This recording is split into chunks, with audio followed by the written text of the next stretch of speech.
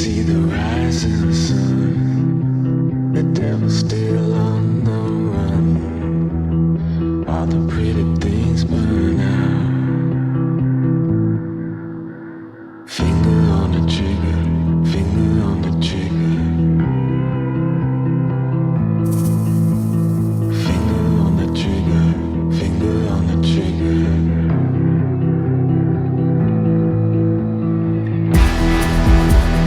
Heart is beating in my head, feeling numb with every breath, smoking fire all around.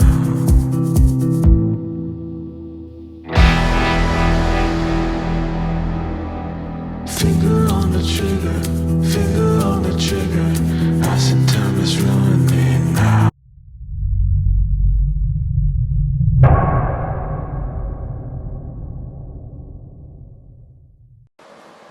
Hey guys, welcome back to Archangel Ministries.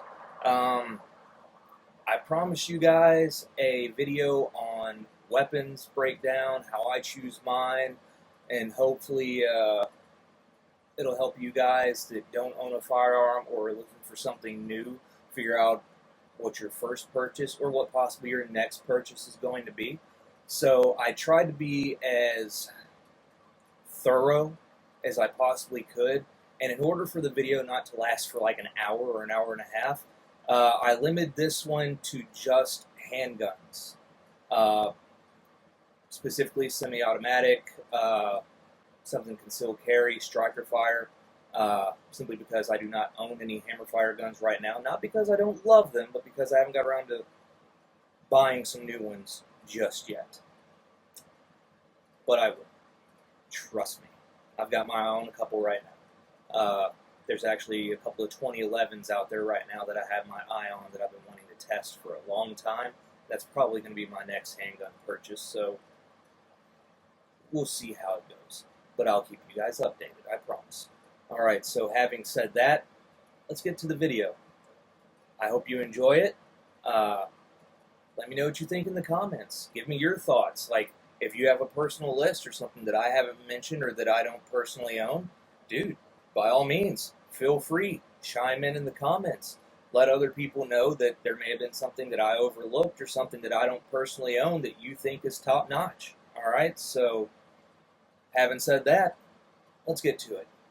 Okay, guys, let's try and knock this out, alright? I know I've been promising you guys that we were going to do this for a long time now, but you have to forgive me because I've been super busy. I mean, it is ridiculous how busy I've been. I wanted to give you guys weapons profiles, right? The type of guns that I use, why I pick them, what I use them for. So we're going to break that down, and hopefully some of the information I give you will help you, especially if you don't own a firearm, select your first firearm, or even if you do own one, maybe open you up to something new that you haven't tried yet. Now, one of the things you're going to notice about all the guns on this table is there is some form of customization to them, simply because that's what I do. I rarely leave a gun stock because I want it to fit me. I want it to be what I want it to be, okay? So there's going to be some things on here we discuss, work that I've done to these weapons, stuff like that. You don't have to do it, okay? This is just stuff that's my personal preference. Doesn't have to be yours. All right. Now let's start off with what I own the most of, which is going to be Canik. All right. Now, set these aside. This gun is the Canik Meta SFT. This is one of my babies. It's one of my absolute favorite guns. Yes, I did do some custom stippling to the grip because I wanted a bit more texture for it because I like a rough, coarse texture. Reason being is no matter what environment I'm in, whether it's cold, see if I can show you. Yeah, there we go. Whether it's cold, hot, rainy, wet, I want to know that my gun is going to stay in my grip. All right? So this is one of the things that I do is custom stippling on the handles, and that's just what I am. The light that is being run on this is one that I'm testing out to see if I like it. It's a Kronhawk, and so far, I've been pleasantly surprised. I've dropped it in water, mud, everything else. It's actually, I just cleaned this gun, and I carry it on duty, and I have had no malfunctions or issues with this particular weapon light. And one of the perks to it, at least as far as some of the holsters that I use, and we'll go over that later, so far it has fit the TLR, I want to say it's TLR 1 size holsters very well. On top of everything else, you will see that I changed out the front sight to a fiber optic red. And naturally, I've got the Holosun 507K X2 red dot on here. And I love it because this is also sitting on dog tag as far as the weapons mount or the optics mount. And it gives me a perfect co-witness with my actual stock sights. These aren't raised, they're not suppressor heights. One of the things about the Canik Meta is the optics cut is so low that it is what, depending upon the optic you use, it is going to naturally co-witness with the sights that are already on the gun. And I am using a disruptive defense compensator on this gun. The reason why I'm doing that is to prevent muzzle rise. Helps mitigate some of that when you're shooting, and this thing actually does really well at helping to keep the dot returning to zero rather quickly. One of the reasons, I also put a flat face trigger from Canik on here. Apart from that, everything you see is what the gun comes with. It's ambidextrous for the slide release. You can swap out the mag release for left or right hand. It comes with a flared mag well, and it came with a 18 round and a 20 round magazine. Of course, you know me, I like adding my +4 base pads on there, or at the very least the +3 ones you can get from Canik or from Taran Tactical Innovations. And the only other thing I've done to it is I replaced the original barrel with a MetaPro threaded barrel, simply because I wanted to run the compensator. Now, one of the things that's great about Caniks is their triggers. Make sure this thing's clear. Not sure if you guys can see that, but we are clear. And what I love about their triggers, it's better off if I just show you. All right. There's your wall. A little bit of creep. There's the brake.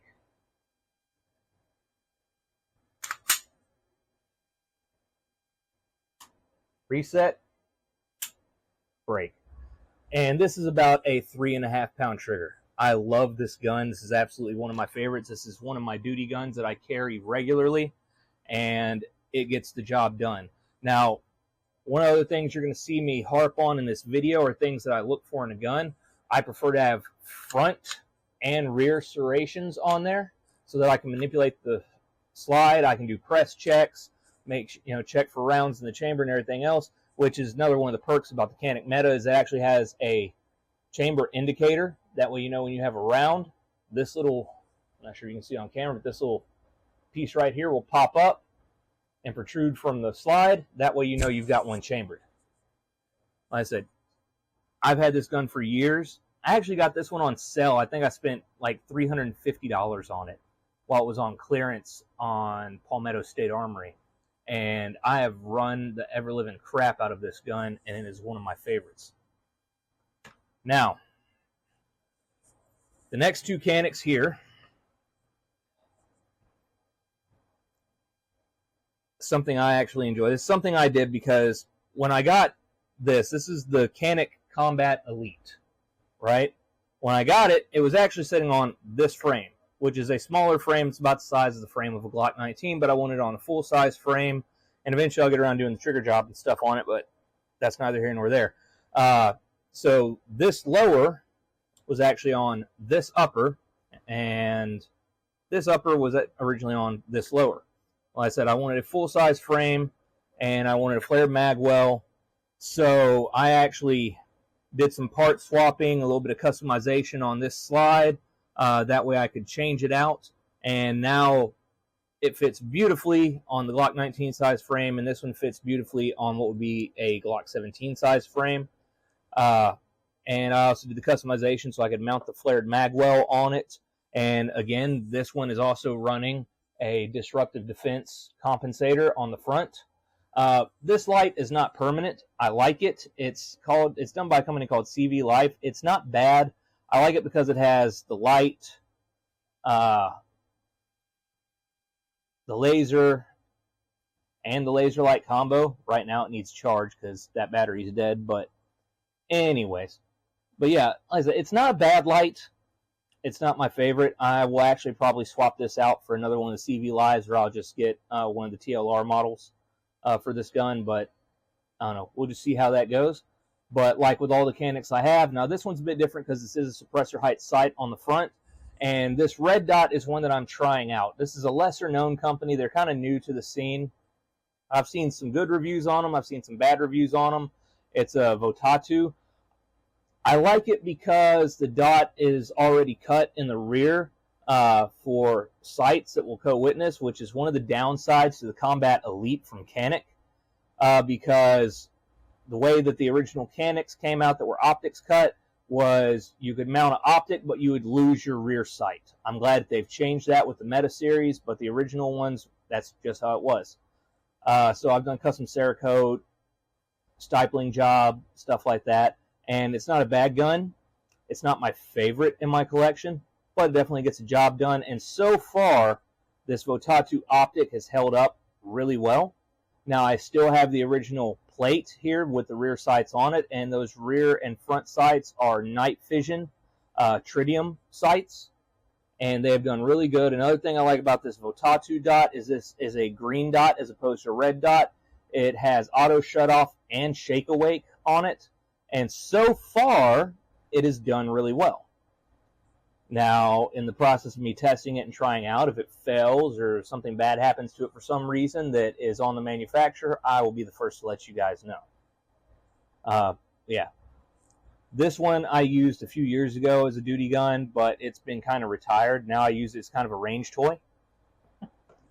And then, of course, there's this one right here, which this is the original slide that the Combat Elite upper came on. So it's a little bit smaller, and it lends itself better to me using this as a concealed carry option, because I can conceal this frame and stop it from imprinting on my clothes much easier than I can with any of these full-size frames.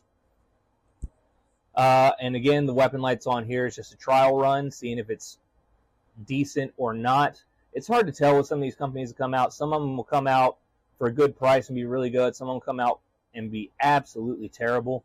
So I'm not even going to discuss weapons light on here until I've had a chance to properly review it and test it. But we will go from there. All right, guys?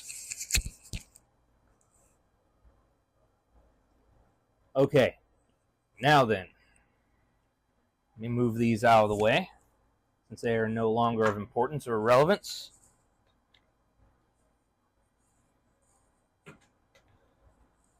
Let's get to our next batch.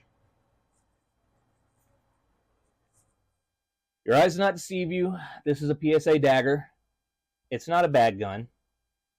It's not the greatest gun, but it's not bad for what you get for the money. I mean, about $300, get a full-size frame.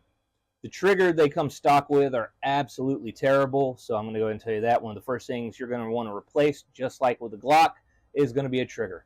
And the reason for that is because this is a hinge trigger and has a lot of take-up, a lot of creep. It's not as responsive as I would like, and I really don't like it. I really, really don't. I do have a flared magwell on this. However, this is not my high-end one. This is a lower-end one. It's just 3D printed. It gets the job done. That's the reason why I don't mind carrying this gun for concealed or even duty, because if I have to use it and the cops end up taking it, I'm not exactly going to cry about it, which is kind of nice, so I'm not going to complain. The stipling's been customized. Eventually I'll get around doing the trigger on this one, but we're not going to worry about that. I am running the Swamp Fox Liberty red dot, which has auto sleep, shake awake. It's actually a pretty good dot. The only problem was I wasn't too sold on its sturdiness, so I did get the shield protector for it that they sell on the website, and which means that I have to co-witness it using suppressor height sights because it raises that optic just enough that it makes it kind of difficult. But all things said and done, it actually does what it's supposed to. It runs pretty good. Thread barrel, eventually I'll add a compensator to it, and of course that's not going to happen until I replace this trigger. But for the money, it's actually not a bad gun, especially considering the fact that it's a Glock clone. It's not bad at all. Now,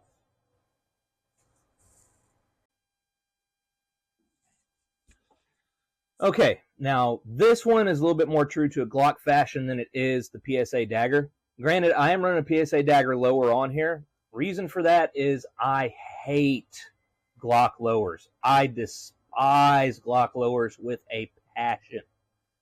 Oh, man, do I hate those things. But this one is my more tricked out version. I'm actually running a Live Free Armory slide with a comp. I'm running a Faxon fluted threaded barrel, with the spiral flute, and I like that. I'm running suppressorite sights with a red fiber optic front. I am running the Swamp Fox red dot, simply because for the money, it's hard to beat those. I mean, like right now, they're going for like $100. And especially if you get the shield with it, they'll do you well, especially for that kind of money. Now the trigger that's in here, before I go that route, let me double check, make sure this thing's clear. All right, we're clear.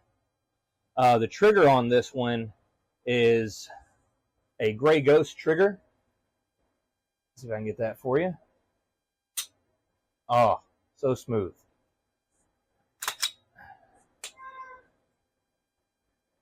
And there's the reset. And it breaks right at about 3 pounds. And this thing has been phenomenal. I'm running the SIG Foxtrot 1X weapon light on here. I don't like it since it doesn't have strobe, but for what it is and the price point it comes in at, it's a good light. It's bright. You could definitely blind somebody with it and buy yourself some time. And I am running Harrington Arms flared magwell on this gun.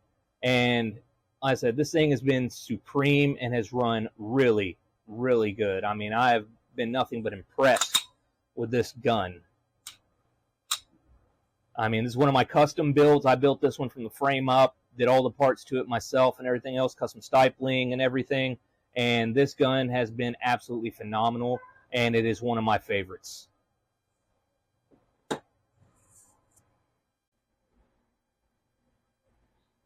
Okay, guys, now that we have those out of the way, the next gun is one that there is a lot of controversy on, and look, I'm not going to shill for any companies or anything, especially ones that I don't have a relationship with, but I will tell you that I have not had any issues whatsoever with mine, and I have run the dog piss out of this gun. This is my SIG P320. All right. Now, yeah, you've heard all these different people talking about, oh, the gun goes off on its own and all this stuff. And can I tell you if they're being honest or not? No, I really can't. I think that SIG rushed this into production without properly, thoroughly vetting and testing everything on it. So with the first gen, I could understand why there would be issues. But the second gen one, which is the model that I bought, there shouldn't be any. And like I said, this is a second gen model. However, nothing on here is stock with the exception of the actual trigger group. And this gun has been loaded with one in the chamber pretty much constantly for the last 6 years. Now, this particular gun, I actually love this build. This is one of my favorite guns, if not my absolute favorite. It's running real close between this one and my newest gun.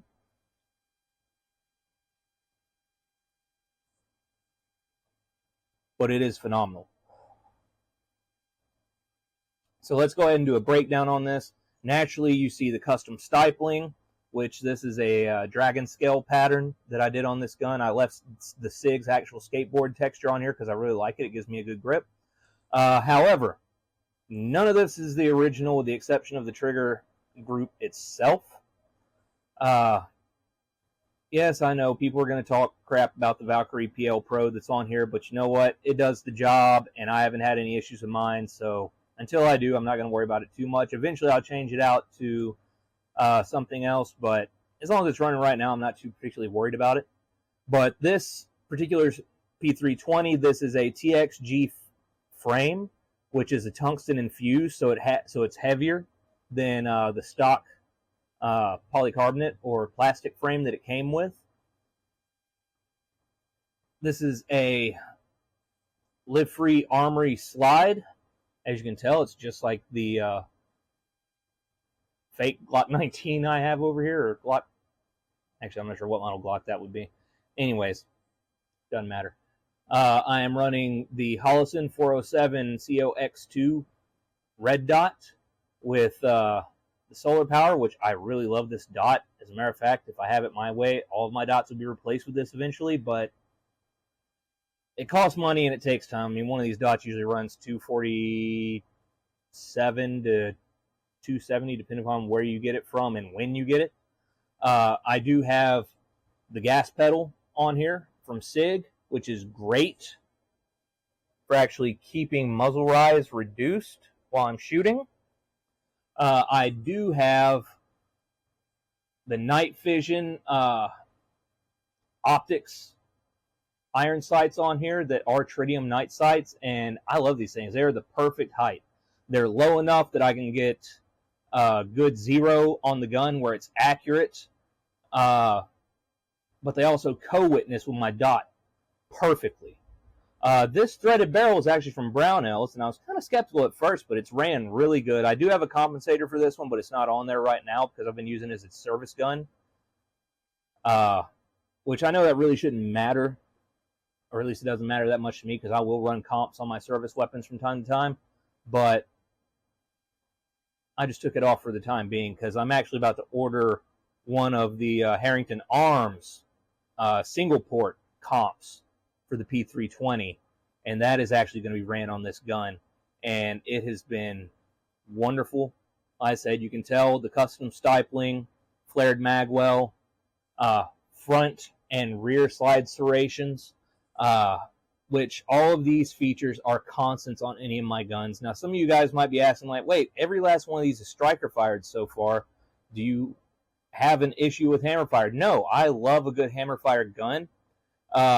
I was watching a video on this gun the other day, and someone made the comment that it was like the 2011 for Pours, and kind of. It runs well.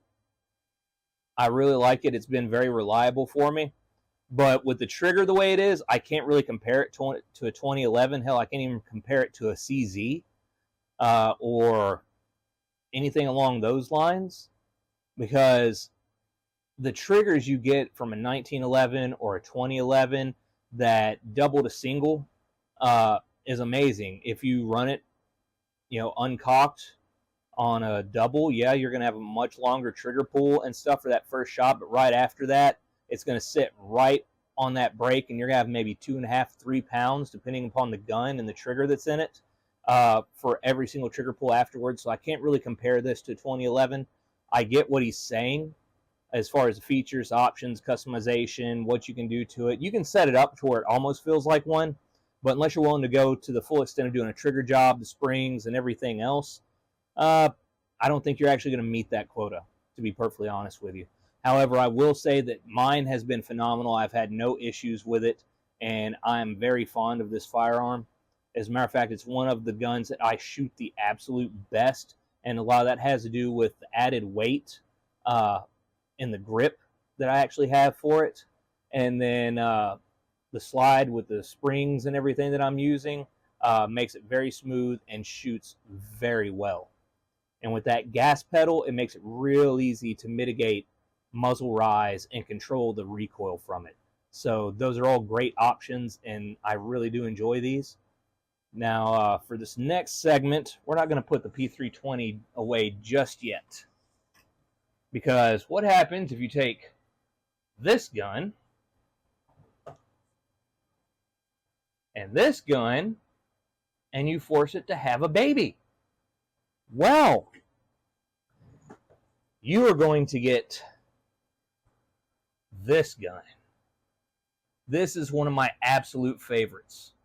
I mean, I love this gun. I just did the stippling on it last night and went with the dragon scale pattern all the way around. So it's a lot more aggressive than what most people run, but God, it feels good in the hand. Man, it feels really good. And I've done a lot of work to this gun already. It did not come like this, and you're not going to find one that does. Trust me. I'm running the Kronhawk on here simply because I told you I was trying those out. And I've had this one longer than I've had the one on my Canik, and I have beat the ever-living crap out of this one. And like I said, it is still held up and has been amazing so far. So let's talk about this gun itself.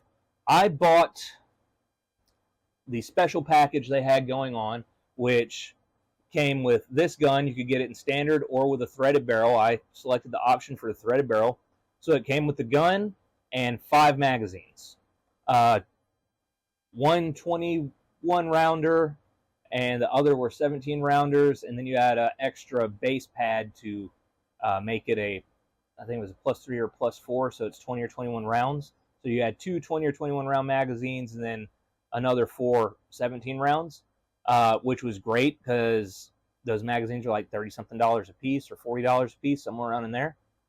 And then the next thing I did was I went to NDZ Performance and picked up their flared magwell. Now, there's several companies out there that make the flared magwells for this gun, but NDZ is the only one I could find where I could run any sort of mag and base pad extension that I wanted, and it would accept it. All the other ones, you had to buy the base pads that they produce for it to actually work with theirs. And, you know, put your money where your mouth is the way I see it. I shouldn't have to buy your base pads solely for me to run a flare on my magwell. So, yeah, I went with NDZ on that one. I've been very impressed with it. It's held up really well. It's easy to install, and it locks into place really good. I haven't had any issues with it whatsoever. Now, I also went with the Tyrant CNC trigger on here. The original trigger that it came with had a lot of take up and creep before you actually hit the brake, and the reset was not very crisp on it. So it led to chasing the trigger or having trigger reset issues, especially when doing rapid firing and stuff on the range. So I went ahead and changed that out, and I think that was one of my best decisions because this trigger has been absolutely phenomenal. As a matter of fact, I will show you. I said, no magazine. It's nice and clear chamber. Not sure if you can see that or not, but we are clear. Now then,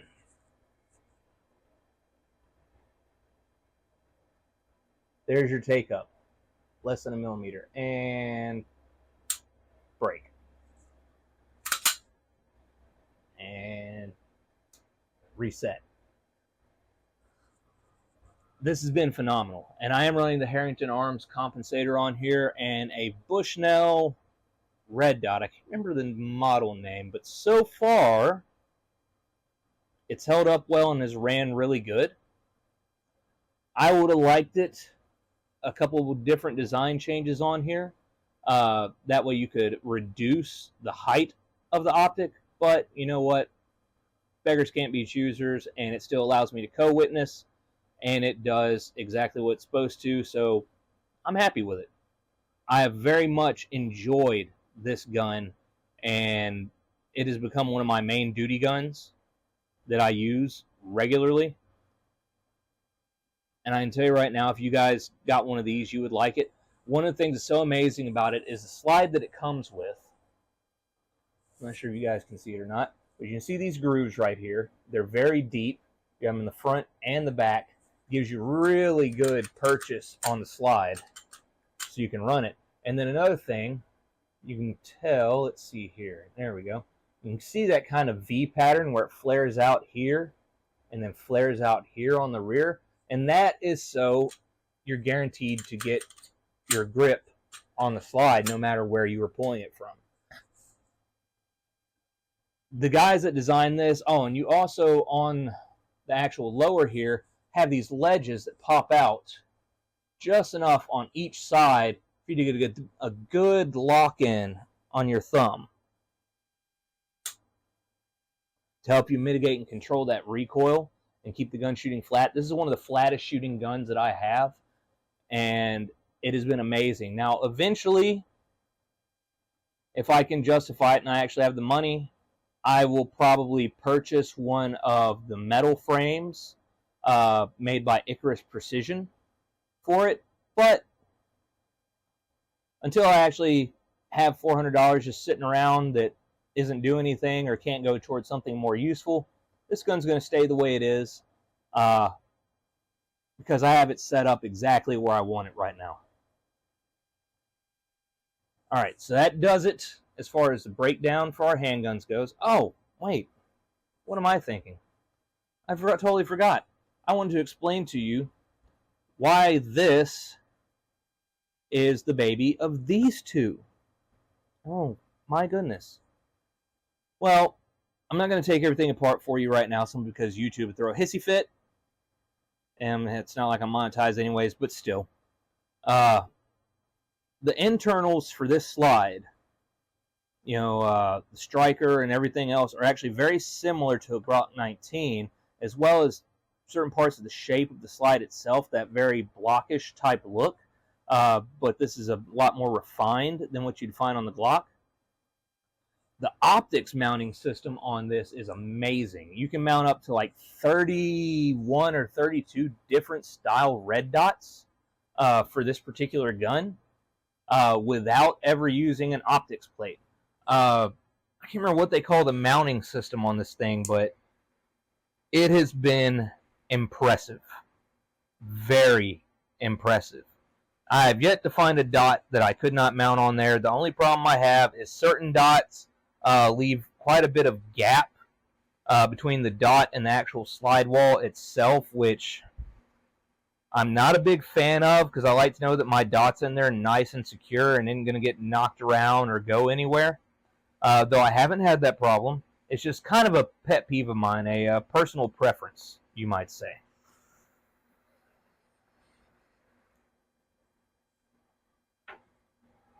But it's phenomenal. I mean, when you have a slide that anyone can take pretty much any red dot that they want and mount it directly to the frame, directly to the slide, that is a win-win. It's awesome.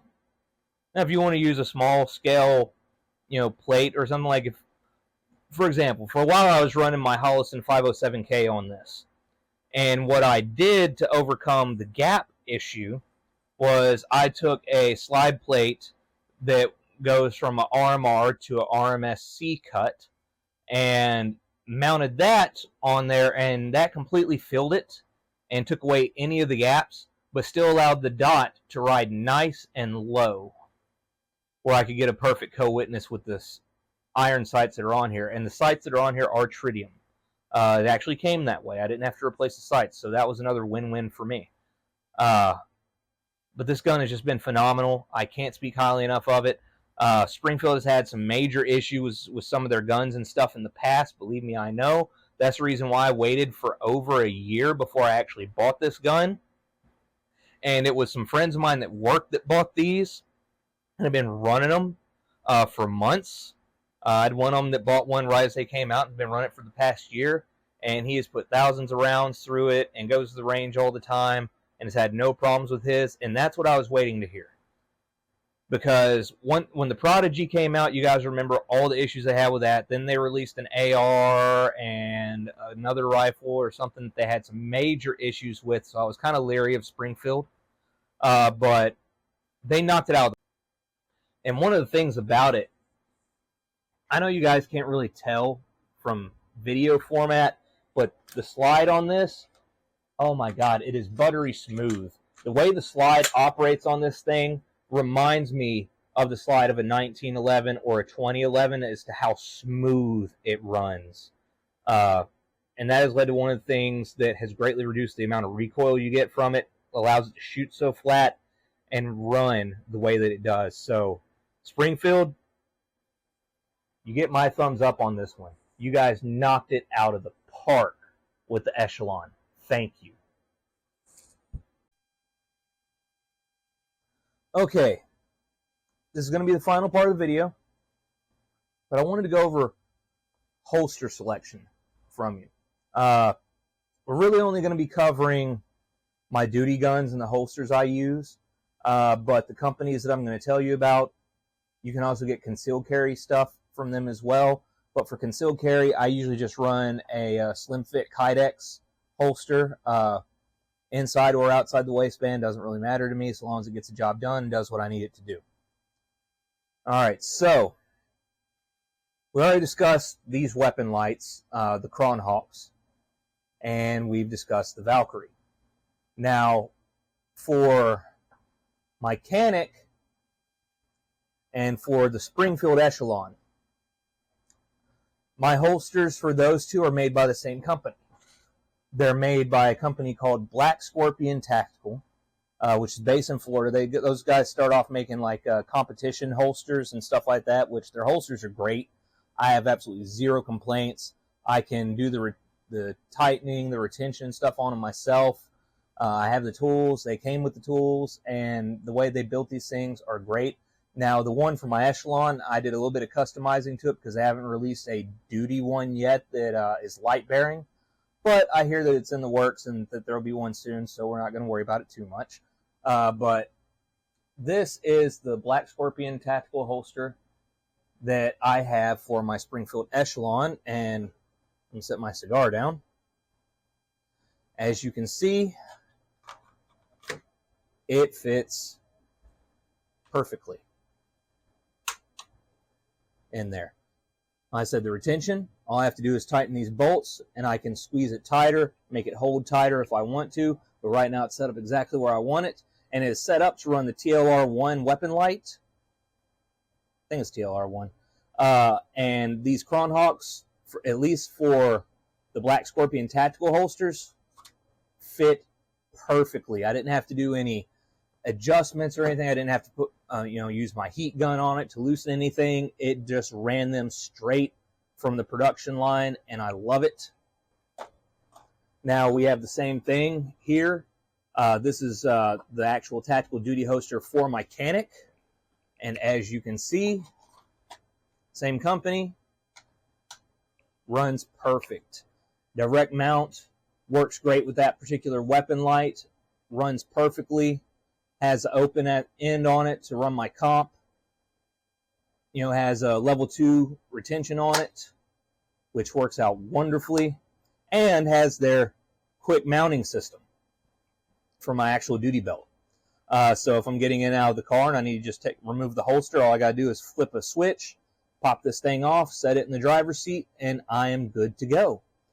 This one for the Echelon, it is the same thing, but I customized it where I could actually mount a retention system to it, which is a level 2.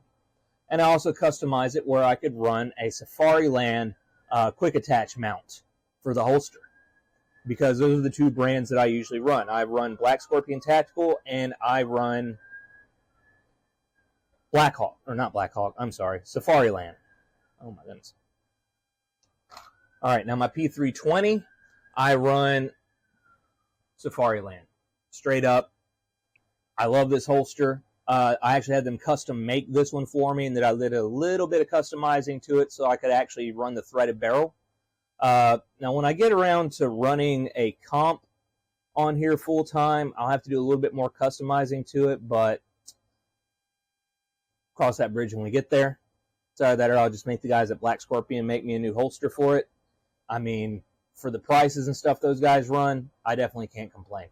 One of the things that I don't like about Safariland is no matter what you do, there's always a slight cant on your holster, which I prefer no cant on mine, but it's okay. things are going to run the way they're going to run, and as long as it runs smooth with no issues for me, I'm a happy camper. But since this was a Valkyrie from Olight, I had to have them custom make this holster, so it took about a month before I actually got it in. But even with the gas pedal and stuff on it, she fits secure, nice and snug, ain't going nowhere, and runs nice. And I like that this is a level 3 retention holster because I have to drop the back, pull the lever to actually draw my gun. It's added steps, but it's nice when you're doing patrol work or duty work, especially as a contractor or if we're on a rescue op. I know I ain't got to worry about none of the baddies actually being able to get my gun out of the holster before I'm actually able to counter them and take them out if I need to. Now, a lot of you guys are thinking, okay, well, what about, concealed carry and stuff like that?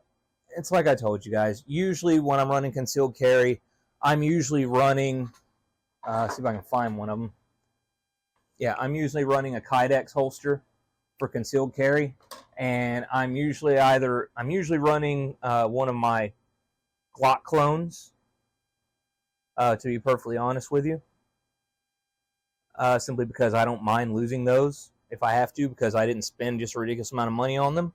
But that's kind of it for now, so let me know what you guys think in the comments, and we'll go from there. Alright guys, well that's going to do it for this particular episode. I hope you found the information helpful. I'm not sure how many of you guys out there that actually watch this content already own firearms, already consider yourself somewhat specialized in them or anything like that. If so, hey, cool. Whatever you pick is what's going to be best for you. You don't have to take my advice for anything. Whatever gun you have is something that should suit you. Price point, features, things that you look for. All I was doing was giving you some of the tips and tricks I use in my line of work. Things that I take out on a daily basis that have ran perfectly good for me and that I trust my life to. Yours might be different. You might want a 1911. Have at it. You want a 2011. You want to drop $3 grand, $4 grand, $5 grand on a handgun that the cops are going to take from you and you go right ahead, bro.